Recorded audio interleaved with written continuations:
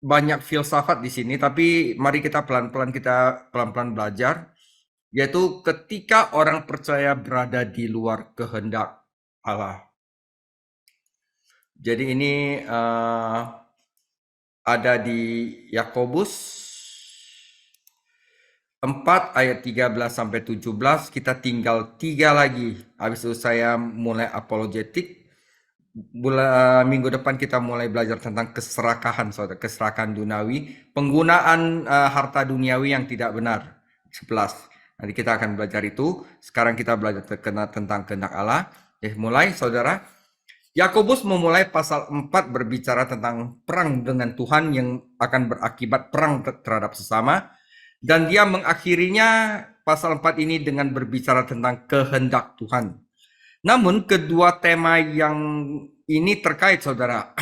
Jadi ketika seorang beriman berada di luar kehendak Allah, dia menjadi pembuat onar dan bukan pembawa damai. Jadi orang yang berada di luar kehendak Allah, udah pasti dia itu akan bikin ribut, saudara. Lot pindah ke Sodom, bukan kehendak Allah, dan membawa masalah bagi keluarganya. Daud melakukan perzinahan dan membawa masalah bagi keluarganya dan kerajaannya. Yunus tidak menaati Tuhan dan hampir mengirim sekapal pelaut kafir ke kuburan air. Seluruh kapal itu hampir tenggelam dan mematikannya. Dalam setiap kasus ada sikap yang salah terhadap kehendak Tuhan. Bahwa Tuhan akan memiliki rencana untuk setiap hidup kita adalah kebenaran yang jelas. Ya saudara, Tuhan itu pasti memiliki rencana untuk kita di setiap hidup kita adalah jelas, saudara. Dia adalah Allah yang penuh hikmat dan tahu apa yang harus terjadi dan kapan itu harus terjadi. Dan sebagai anak Allah yang pengasih, dia pasti menginginkan yang terbaik bagi anak-anaknya. Nah, saudara, tempat yang paling aman adalah di dalam kehendak Tuhan.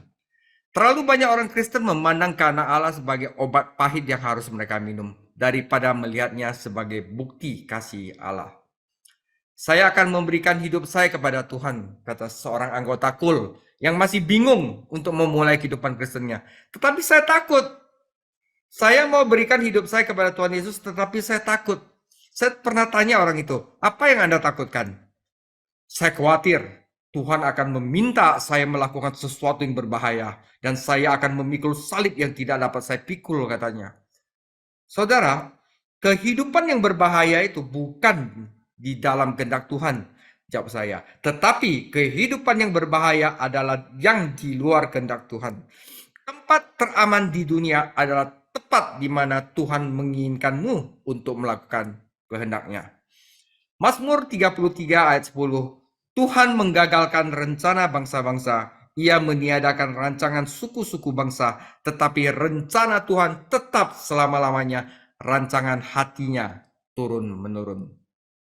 Saudara, kehendak Tuhan itu datang dari mana? Kehendak Tuhan datang dari hati Tuhan. Jika Tuhan adalah pengasih, maka kehendak Tuhan itu adalah kasih. Kehendak Tuhan datang dari hati Tuhan. Kehendaknya adalah ungkapan kasihnya. Jadi saya tidak perlu takut. Nggak perlu takut untuk melakukan kehendak Tuhan. Itu adalah titik balik dalam hidup saya untuk menemukan berkat dari mencintai dan menjalankan kehendak Allah. Saudara, di bagian suratnya yang ini, Yakobus menunjukkan 3 sikap terhadap kehendak Allah. Tentu saja hanya satu yang benar dan harus dipupuk oleh setiap orang Kristen. Saudara, yang pertama, orang percaya dapat mengabaikan kehendak Tuhan. Ayat 13 sampai 14 dan 16. Yang kedua, orang percaya bisa tidak taat kepada kehendak Tuhan walaupun dia mengerti kehendak Tuhan. Ini yang paling parah, saudara. Dan yang ketiga, orang percaya yang melakukan kehendak Tuhan. Mari kita periksa satu persatu. Yakobus 4 ayat 13 sampai 17. Ayat 13. Jadi sekarang, hai kamu yang berkata, hari ini atau besok kami berangkat ke kota Anu dan di sana kami akan tinggal setahun dan berdagang serta mendapat untung, sedang kamu tidak tahu apa yang akan terjadi besok. Apa arti hidupmu? Hidupmu itu sama seperti uap yang sebentar saja kelihatan lalu lenyap. Sebenarnya kamu harus berkata, jika Tuhan menghendaki, kami akan hidup dan berbuat ini dan itu. Tetapi sekarang kamu memegahkan diri dalam congkakmu, dan semua kemegahan yang demikian adalah salah. Jadi, jika seorang tahu bagaimana ia harus berbuat baik, tetapi ia tidak melakukannya, ia berdosa, saudara. Ya, pertama ini karena manusia itu tidak tahu apa-apa, seperti uap hidupnya singkat, dan manusia itu lemah. Karena itu, manusia harus mengandalkan Tuhan. Gandol Gusti, harus melakukan kehendak Tuhan. Nah, saudara, pertama mengabaikan kehendak Tuhan. Mungkin Yakobus berbicara kepada para pedagang kaya di pertemuan gerejanya itu. Mungkin Yakobus mendengar mereka mendiskusikan kesepakatan bisnis mereka dan membual tentang rencana mereka. Tidak ada bukti bahwa mereka mencari kehendak Tuhan atau berdoa tentang keputusan bisnis mereka. Mereka mengukur kesuksesan dalam hidup dengan berapa kali mereka mendapatkan apa yang mereka inginkan dan mencapai apa yang telah mereka rencanakan. Oleh karena itu, dalam hal ini, Yakobus menyajikan 4 argumen yang mengungkapkan kebodohan mengabaikan kehendak Allah. Yang pertama adalah kompleksitas hidup. Nah, pertama mereka mengatakan, pikirkan semua yang terlibat dalam hidup. Hari ini, besok, beli, jual, dapat cuan, rugi, pergi ke sini, pergi ke situ. Jadi hidup itu terdiri dari orang, tempat, kegiatan, tujuan, dan hari tahun. Dan kita masing-masing harus membuat banyak keputusan penting hari demi hari.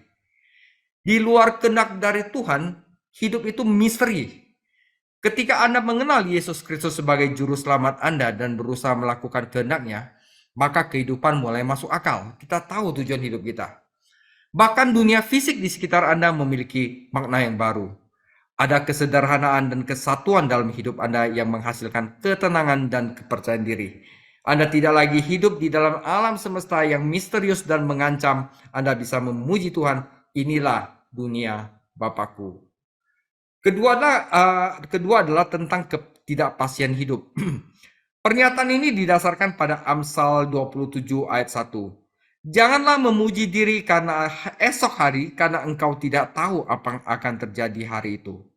Jadi para pembisnis ini membuat rencana selama setahun penuh ketika mereka bahkan tidak dapat melihat ke depan dalam satu hari. Mereka tidak tahu besok akan terjadi apa, tetapi mereka membuat rencana dalam setahun. Lihatlah betapa yakinnya mereka. Kami akan pergi, kami akan tinggal setahun, kami akan membeli, kami akan menjual dan menghasilkan cuan, kata mereka. Saudara, sikap mereka ini mengingatkan kita pada petani kaya dalam perumpamaan Yesus dalam Lukas 12 ayat 16 sampai 21. Petani itu memiliki panen yang banyak, tetapi lumbungnya kecil. Jadi dia memutuskan untuk membangun lumbung yang lebih besar dan memiliki keamanan yang lebih besar untuk masa depan. Katakan dalam Lukas 12 ayat 19, sesudah itu aku akan berkata kepada jiwaku, jiwaku, ada padamu banyak barang, tertimbun untuk bertahun-tahun lamanya, beristirahatlah, makanlah, minumlah, dan bersenang-senanglah. Saudara, apa jawaban Allah atas kemegahan orang ini? Lukas 12 ayat 20. Tetapi firman Allah kepadanya, hai engkau orang bodoh, pada malam ini juga jiwamu akan diambil daripadamu. Dan apa yang telah kau sediakan untuk siapakah itu nanti? Saudara, hidup itu tidak pasti di luar kehendaknya, saudara. Anda bisa merencanakan bikin lumbung yang besar, tetapi kalau Yesus Kristus, Allah bilang, aku mengendaki jiwamu hari ini juga, apa yang dapat engkau lakukan? Segala sesuatu itu tidak berjalan sesuai dengan kehendakmu. Hanya ketika kita berada di dalam kehendaknya, kita dapat yakin akan hari esok. Karena kita tahu bahwa Dia yang memimpin kita, saudara. Hal yang ketiga, hidup itu singkat. Kalau Anda rasa kita masih hidup 50 tahun lagi, 100 tahun lagi, ya itu urusan kalian. Tetapi firman Tuhan katakan singkatnya hidup. Ya sebentar lagi kita nggak tahu apa yang terjadi, saudara. Ini adalah salah satu tema yang berulang dari kitab suci. Bagi kita, hidup tampak panjang dan kita mengukurnya dalam beberapa tahun. Tetapi dibandingkan dengan keabadian, kekekalan, hidup itu hanyalah uap, saudara. Yakobus meminjam gambaran itu dari kitab Ayub, di mana Anda menemukan banyak gambaran singkatnya kehidupan. Saya akan tulis dalam kitab Ayub di mana ini semua menggambarkan singkatnya kehidupan. Ayub 7 ayat 6. Hari-hariku berlalu lebih cepat daripada torak dan berakhir tanpa harapan. Ayub 7 ayat 9. Sebagaimana awan lenyap dan menghilang, melayang hilang, demikian juga orang yang turun ke dalam dunia orang mati tidak akan muncul kembali. Ia tidak lagi kembali ke rumahnya dan tidak dikenal lagi oleh tempat tinggalnya. Jadi kalau orang udah mati itu tidak ada urusan lagi sama rumahnya, tidak ada urusan lagi sama bumi. Jadi jangan sembayang leluhur, saudara. Karena orang mati kalau udah mati itu udah putus hubungan sama dunia ini. Oke? Ayub 8 ayat 9. Sebab kita, anak-anak kemarin, tidak mengetahui apa-apa. Karena hari-hari kita seperti bayang-bayang di bumi. Ayub 9 ayat 25. Hari-hariku berlalu lebih cepat daripada seorang pelari. Lenyap tanpa melihat bahagia. Meluncur lewat laksana perahu dari pandan. Seperti Raja Wali yang menyambar mangsanya. Ayub 14 ayat 1-2. Manusia yang lahir dari perempuan, singkat umurnya dan penuh kegelisahan. Seperti bunga ia berkembang, lalu layu. Seperti bayang-bayang, ia hilang, lenyap, dan tidak dapat bertahan. Saudara, apakah kita mau mengaku bahwa hidup kita adalah hidup yang singkat? Kita menghitung tahun-tahun kita pada setiap ulang tahun kita, tetapi Tuhan menyuruh kita menghitung hari-hari kita, saudara. Lagi pula kita menjalani hari demi hari, dan hari-hari itu berlalu lebih cepat seiring bertambahnya usia kita. Mazmur 90 ayat 11-12. Siapakah yang mengenal kekuatan murkamu dan takut kepada gemasmu? Ajarilah kami menghitung hari-hari kami, demikian sehingga kami beroleh hati yang bijaksana. Saudara, karena hidup ini sangat singkat, kita tidak bisa hanya menghabiskan hidup kita. Ya, udahlah biar kita habisin hidup kita. Dan kita tentu tidak ingin menyia-nyiakan hidup kita. Kita harus menginvestasikan hidup kita dalam hal-hal yang kekal, yang panjang di dalam hidup kita yang singkat ini. Jadi saudara, Tuhan mengungkapkan kehendaknya di dalam firman-Nya. Namun kebanyakan orang mengabaikan Alkitab, saudara. Di dalam Alkitab, Tuhan memberikan ajaran, prinsip, dan janji yang dapat membimbing kita dalam setiap bidang kehidupan. Mengetahui dan menaati firman Tuhan adalah cara yang paling pasti untuk sukses. Yosua 1 ayat 8 dan Mazmur 1 ayat 3 saya akan bacakan.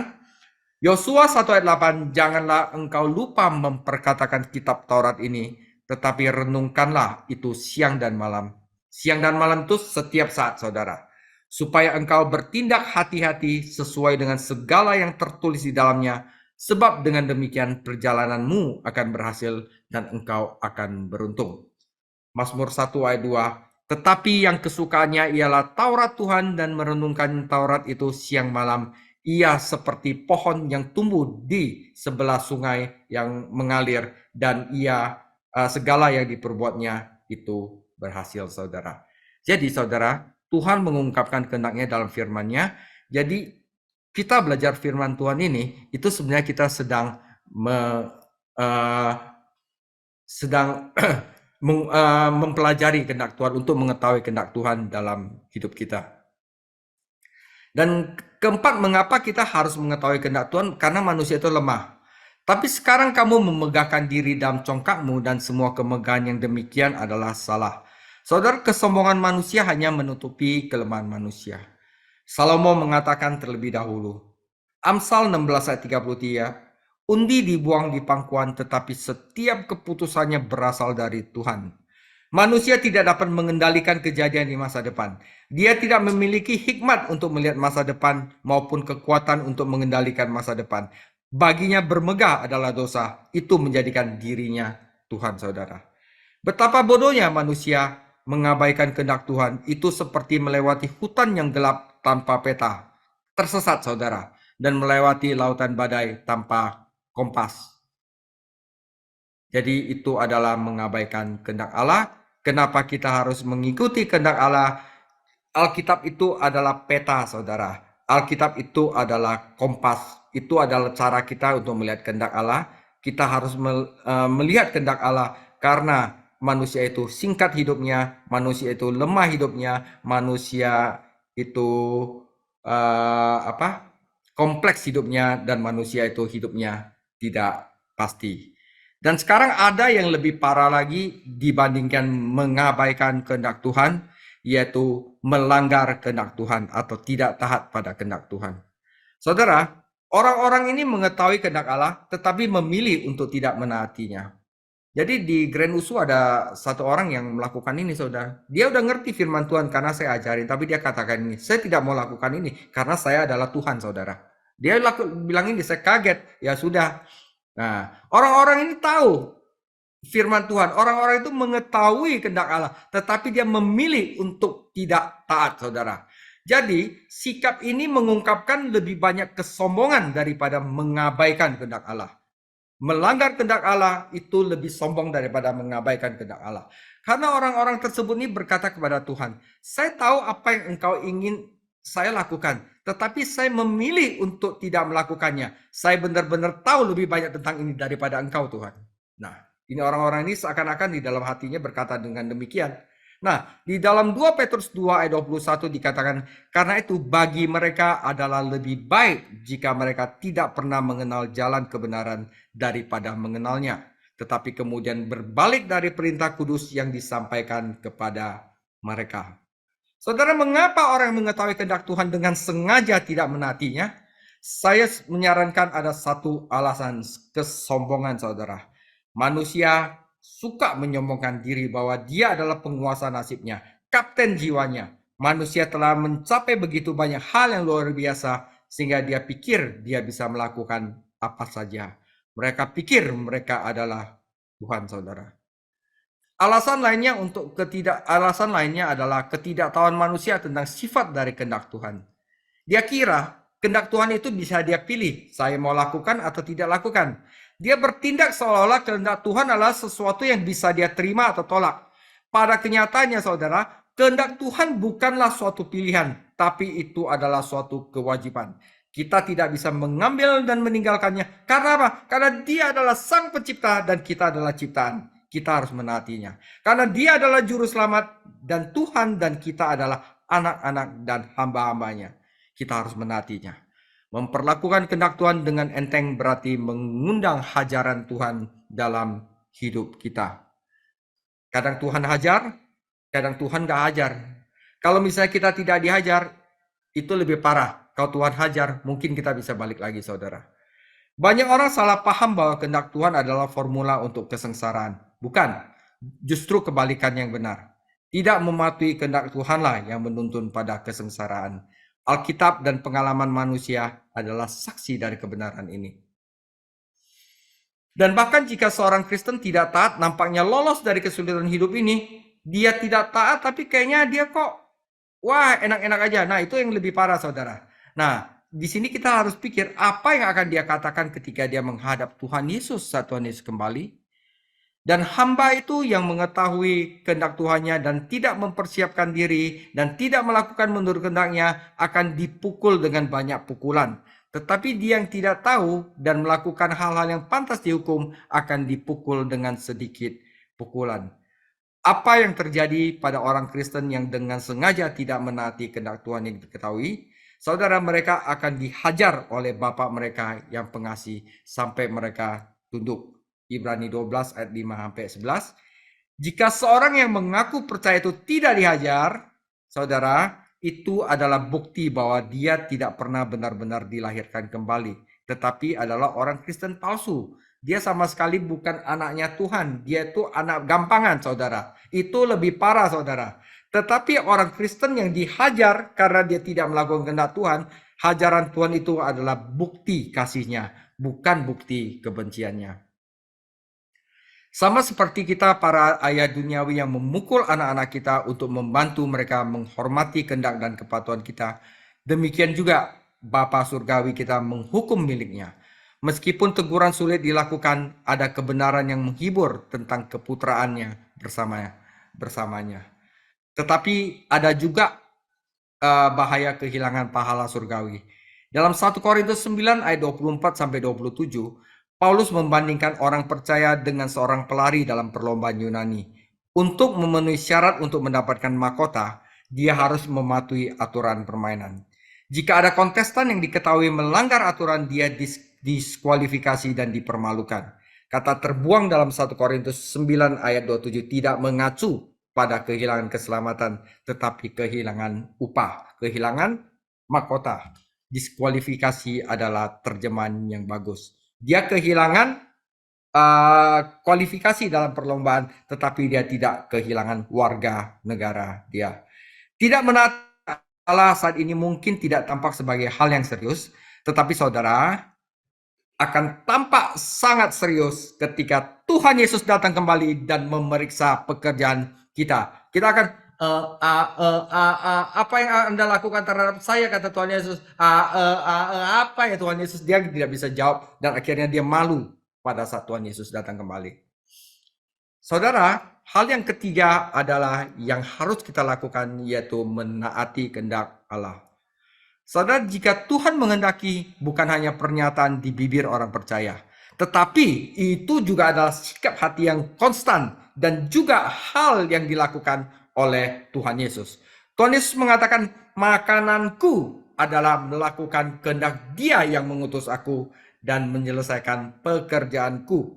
Jadi Tuhan Yesus mengatakan bahwa apa yang dilakukan adalah menyelesaikan kehendak Allah yang mengutus Dia, dan aku datang untuk menyelesaikan pekerjaannya. Itulah yang harus kita lakukan. Makananku adalah melakukan kehendak Tuhan Yesus yang telah berkorban demi aku dan menyelesaikan pekerjaanku. Nah, itu dia. Jadi seringkali dalam surat-suratnya Paulus mengacu pada kehendak Allah saat dia membagikan rencananya dengan teman-temannya. Paulus tidak menganggap kehendak Tuhan sebagai rantai yang bikin beban kita, saudara, membelenggu diri. Sebaliknya, itu adalah kunci untuk membuka dan membebaskannya. Segala sesuatu di alam semesta ini beroperasi sesuai dengan hukum. Jika kita bersama dengan hukum ini dan mematuhinya, maka alam semesta akan bekerja dengan kita. Tetapi jika kita melawan hukum ini dan tidak mematuhinya, alam semesta akan bekerja melawan kita.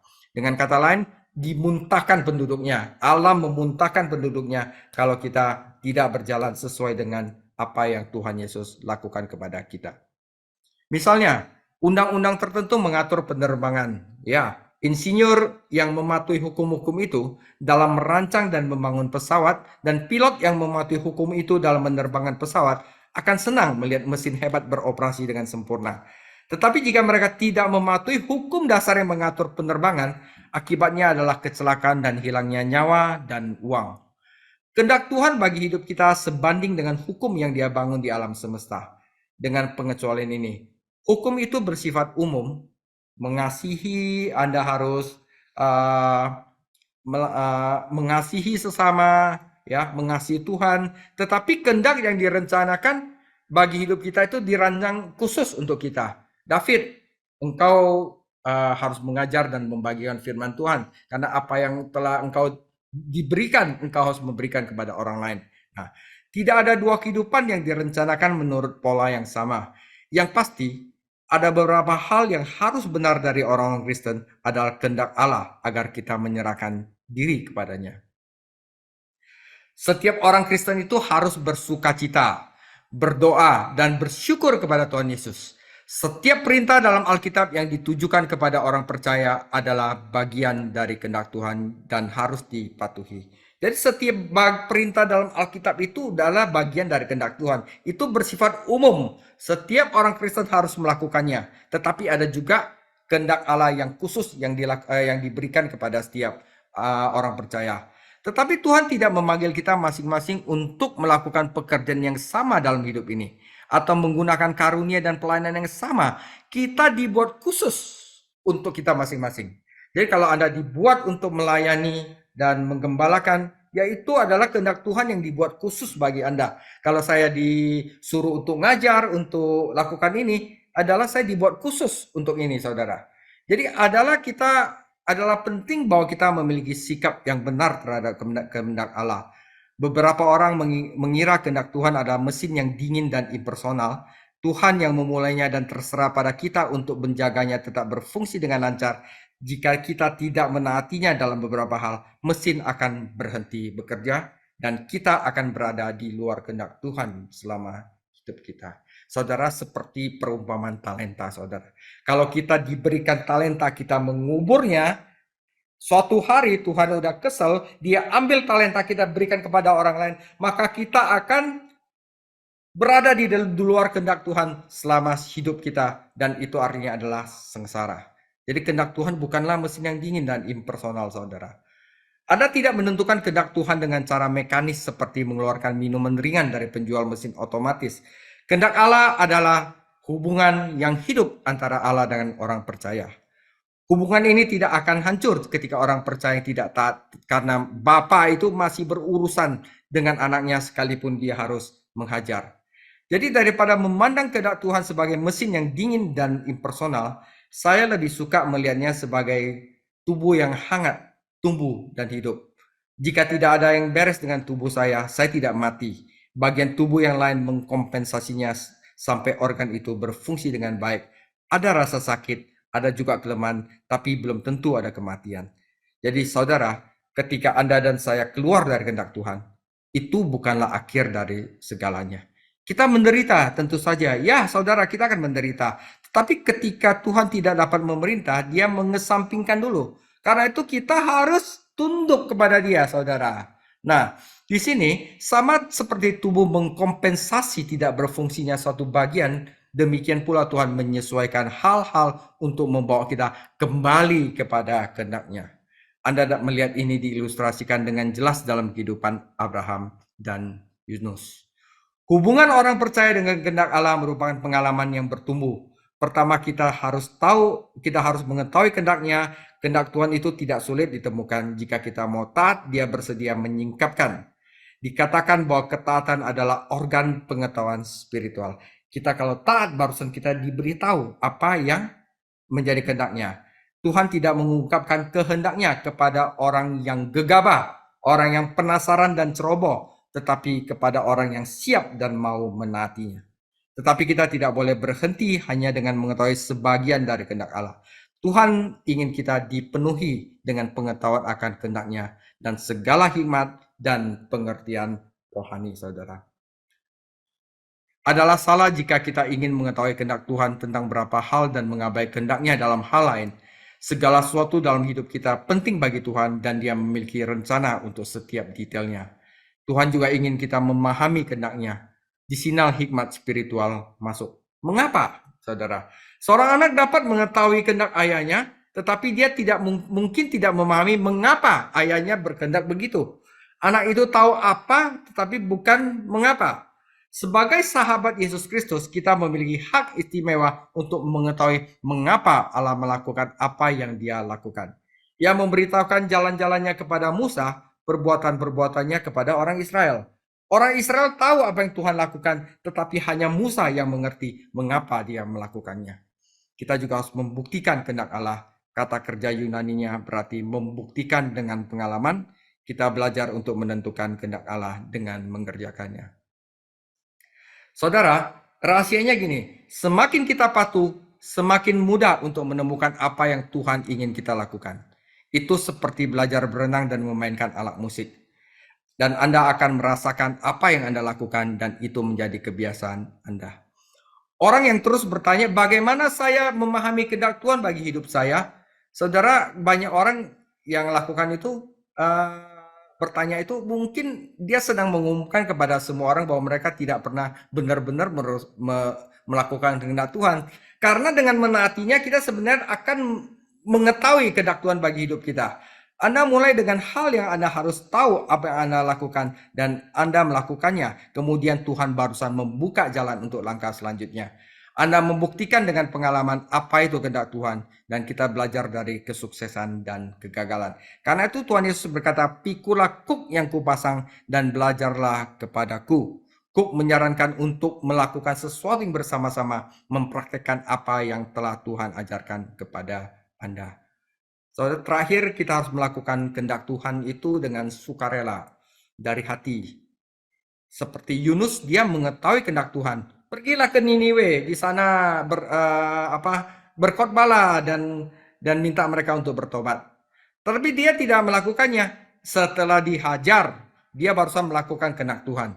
Tetapi walaupun setelah dihajar dia melakukannya itu dengan berkhotbah ke Niniwe, Yunus itu tidak melakukannya dari hatinya, saudara.